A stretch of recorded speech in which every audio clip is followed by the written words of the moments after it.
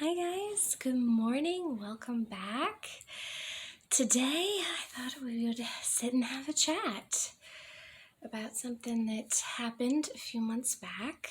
I've been on and off about whether I should share this or not, but I recently saw one of the YouTubers I follow share a similar story, and it really just made me feel not alone in it. So I figured I would share my own and maybe be able to be that for someone else. Right now it is March, so I guess it's more than a few months now. It is March 2022. Back in October 2021, I sadly suffered a miscarriage 2 days before Halloween. To tell you a little bit more about what all was happening, I'm going to go back a little further.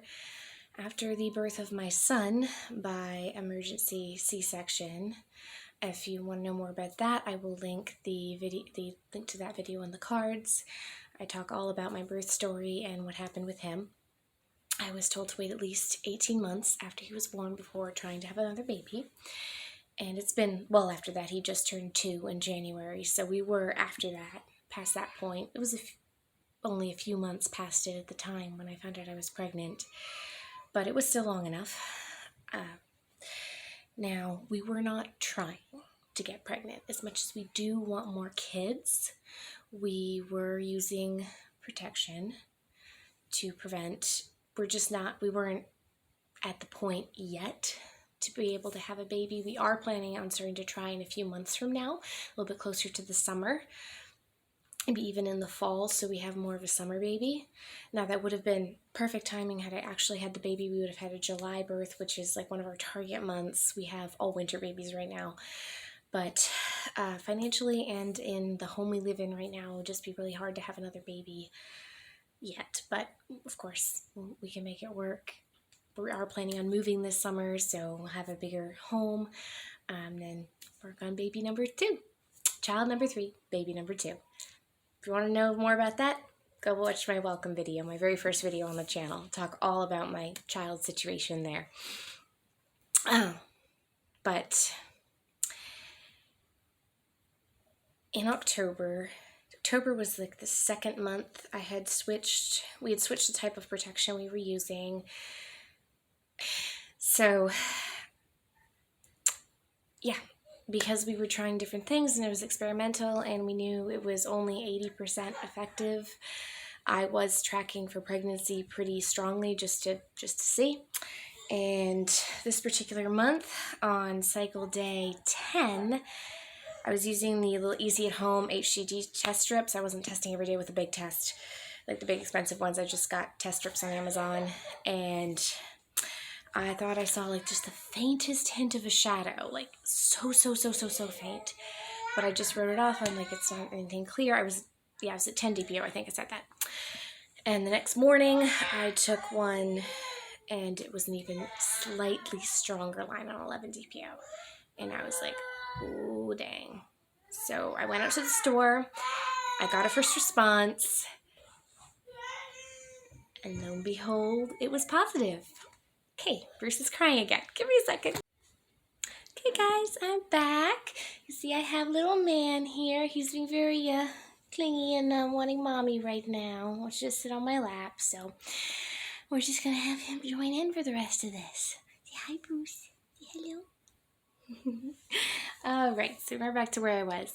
Yes, I think I was saying I got a first response test the morning of 11 DPO when I had a pretty faint positive, and lo and behold, it also was positive. I do have some footage. I did film that. I will insert that here. Good morning.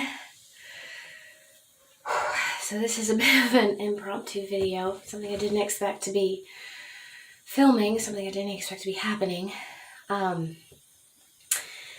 I'm 2 days from my expected period right now. I'm 11 DPO.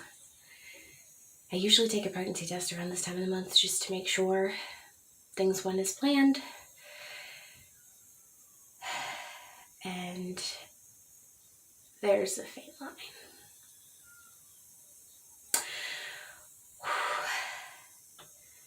So, I don't know if you'll be able to see. These are the like strips from Amazon, like the Easy at Home, and then I also have the Wanfo. I don't know if you'd be able to see how faint that is. Like it's not focusing. Of course not. But yeah, they both, I'll insert a picture here. They both have faint lines on them. I was not expecting that at all. It's not that we don't want more kids. We definitely do. But we weren't quite planning to have another baby just yet. So it definitely is going to speed things up if it is the case. So even though I don't really doubt it because 2 tests are showing it, I still went out and got these this morning, and we're gonna go ahead and give them a try. See what they show.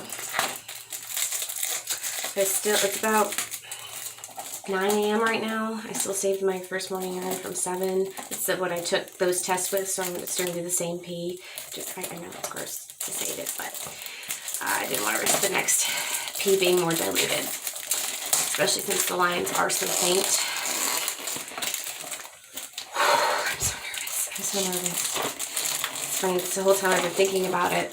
I got those 2 tests at 7 a.m. this morning, and of course I never make a pregnancy test. You can never get into them.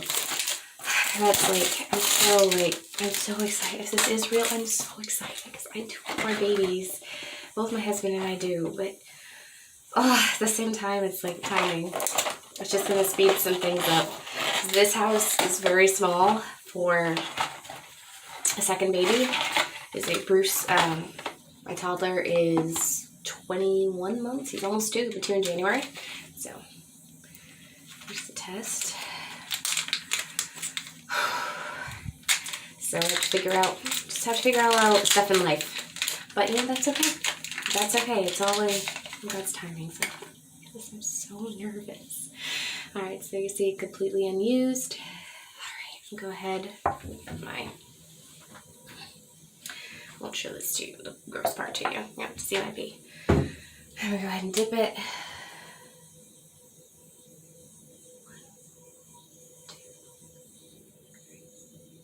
4, 5, 6, 7,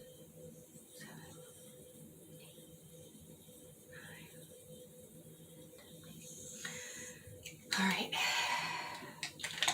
I'm gonna cover it with the wrapper so I can't see it. But it's moving. I'll show you. It's moving. Okay. I'm going to cover it so I can't see it and come back in 3 minutes. Alright, see you soon. Alright, it's been 3 minutes. I'm so nervous. I'm never really this nervous when I take these monthly tests because I don't expect it to be positive, but I don't know. Alright, we're just going to do this. I'll show it to you first. I can't see it.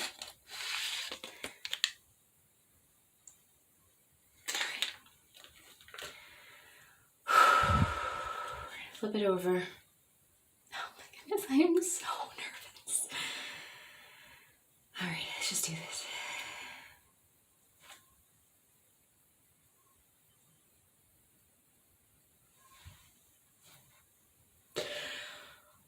Oh my goodness.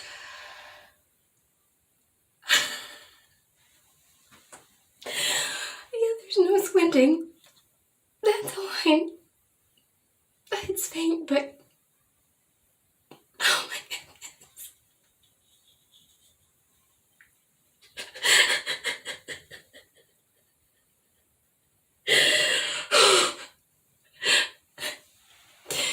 I'm pregnant.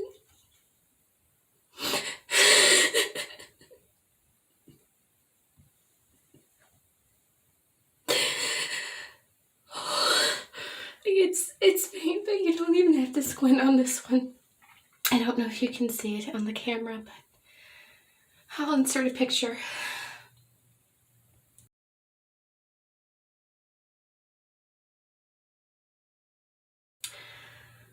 Alright, here, let's see. Maybe if I can do this, you guys can see it a little better. You can see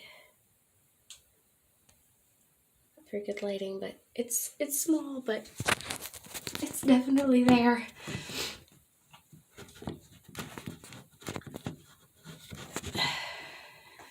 It's faint, but definitely pink.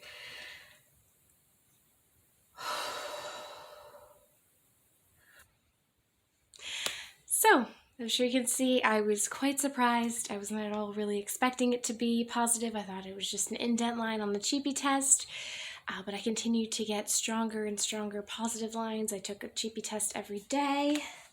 I have it here, but the test lines never got terribly dark before they started to fade again, so I don't know if you'll be able to see it. And I can certainly post a picture of it that shows the lines a little bit better. But yeah, around 13 DPO is where the lines become somewhat visible.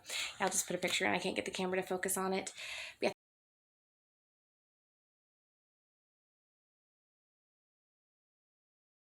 13 DPO was the first one I didn't really have to squint to see, but that was 2 days after I found out. And I kept going. I kept on getting positives. And then on 18 DPO, that would have been 4 days after I missed my period, the line was a little lighter. And I thought, oh, it's probably just not, like, he's probably just not as, my urine's probably just not as concentrated. So I'll take it again later. And the next day, it was, oh, Bruce, no, don't play with that. It was negative. Also, it was not negative. It was lighter at 20 DPO. And then at 21 DPO, it was a very, very faint positive line. And shortly after I got to work that morning, it was a Friday, 2 days before Halloween, I started bleeding. And I pretty much freaked out. I called my midwife. I had a long conversation with her. And she asked me about the various different things about the amounts of the blood, and I told her it was light, like a light period, like the first few days of a period, and she said that probably wasn't all that good. At this point, I was exactly 5 weeks pregnant, and she said that if ultrasound wouldn't show anything, I wasn't far along enough yet, but I was just far along enough for this not to be a chemical pregnancy, for this to be a miscarriage. And hi, Bruce. Yeah, you saying hello to everybody? And she sent me to get a 48-hour HCG blood draw. And I had gotten an HCG blood draw on the day of my missed period, which was 12 D. Yeah, I guess no, 12 DPO. It was like, I think I got a blood draw the day after I got the positive on the first response. I think that was the day of my missed period, but no, Bruce, let's not play with those. No, that's okay. Let's not play with those, please. Sorry, try to pull the test off the page. Excuse me. So I got a blood draw done shortly after, and I had 19 MIL of HCG, which was almost just over twice as much as I had when I got my positive blood test with this little guy. I only had 9 MIU at that point. I was very early on. And so the first blood draw I got, I left work. I ended up leaving work. I called my boss, let him know what was going on, and left to go get my blood drawn. And it was 0. Straight 0 that day. Now, I had taken a test that morning. There was a very faint positive line, but the blood draw said 0. So there was no HCG left, and in the next, across the next few days, a regular cycle started, and yeah, I remember calling my husband on the way from work to the lab, crying. It's like, I think I'm losing the baby, and he was just like, no, like completely, just completely supportive. He was very sad also, and he came and he met me at home, as I work a little farther away from home than he does, so I just stopped at the lab on my way home, and then he met me at home. And of all the things, it was a Friday. My daughter was off school. I forget why. I think it might have been the teacher planning day. and my daughter was off of school, so she was here, and we told her that she already knew I was pregnant. My husband and I don't keep keep that secret in very long. We didn't with him. We told her almost immediately.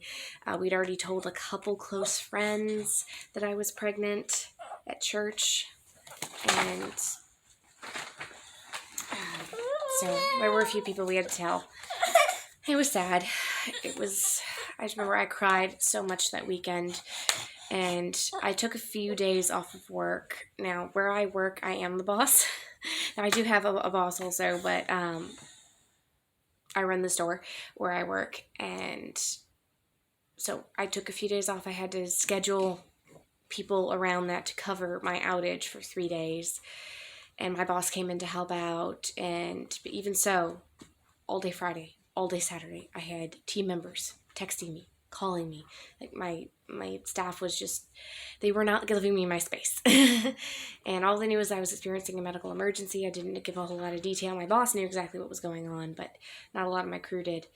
And they just kept calling and texting to the point where Sunday morning, I was supposed to go back to work on Monday, the third day. I bulk texted a lot of people. I was like, look, I'm turning my phone off today. You guys have not given me the space. I'm recovering from something that's really hard, and I need my space. So I turned off my phone. I was so scared to turn it back on Monday morning. And yeah, I had tons of messages, tons of missed calls, and it was just like, well, I made the right call, turning it off, letting myself grieve, letting myself be with my family. But yeah, emotionally, it was so hard. Obviously, I wasn't nearly far enough along. I'd never seen the baby on an ultrasound. I never felt the baby move, but I knew I was pregnant. I felt pregnant, and I was very sad. Yeah, hi, Bruce. Oh, no, buddy. Don't touch the camera. My husband was too. My daughter, she keeps, every single month that goes by, she keeps asking me if I'm pregnant again or when I'm going to get pregnant again. And she knows what our plan is. She knows we plan to wait until like summer, fall before we start trying. But even so, she still asks all the time. She so wants more siblings. But yeah, I just want to let you out know out there, if you've suffered a miscarriage, you're not alone. And don't feel dumb. Don't feel silly for feeling sad about it. No matter how far along you are, it's still a child. It's still your baby. And it hurts. It hurts, and it's so hard to lose a baby. I'm so sorry for the background noise. This is playing with his toys. What's wrong, Bubba? You want to open it? There you go. You want to move it? No? Okay. 1 second. Okay. I think I got him settled down. But he's being a little fussy today. He woke up from his nap early, so he's rather fussy 2-year-old right now. But I'll try to wrap this up quickly so I can give him some more attention. He's sitting playing with the toy right now. But yeah, as I was saying, if you've had a miscarriage and it's been hard for you, you're not alone. It was hard for me. It was hard for my husband. And it's never easy. It's never easy to lose, no matter how early or how far along you are. And yes, that no matter what the doctors say about how you can still, women have miscarriages all the time, you can still have a baby, you can still carry a healthy pregnancy, it's still hard because you lost that baby. And for 2-3 months afterwards, every time my period would come, I would just sit there and cry because it was like, I should be pregnant right now. I miss my baby. And I really do. I mean, I would be my 2nd trimester now. My due date was July 4th, my projected due date. And yeah, I would be probably closing in on my 3rd trimester now. Yeah, about another month. Well, I guess now I'd still be in the middle of my 2nd trimester, but yeah, I would be very much pregnant right now. I'd probably be feeling baby move and be in the midst of all the preparedness, and instead I'm still enjoying the company of my little one that I do have, my 2 kids. And praying for patience every day, and peace every day in the waiting till the time is right. So, thank you guys so much for listening. I hope this helped you if you've been through a similar loss. I'll see you guys in the next one. Love you all.